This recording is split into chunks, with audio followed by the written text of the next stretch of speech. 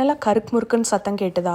இந்த மாத்ரின்ற ரெசிப்பியை நான் வந்துட்டு டீப் ஃப்ரை பண்ணவே இல்லை, அவனில் பேக் பண்ணேன்னு சொன்னால் நம்புவீங்களா?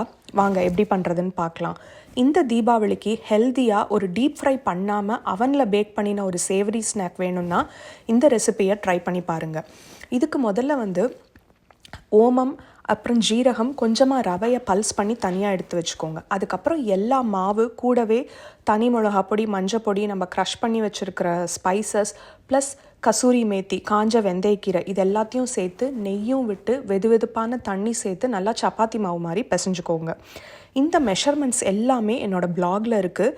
என்னென்ன வேரியேஷன்ஸ் ட்ரை பண்ணேங்கிறதும் பிளாகில் இருக்குது. ஸோ லிங்க் தரேன், செக் பண்ணி பாருங்கள்.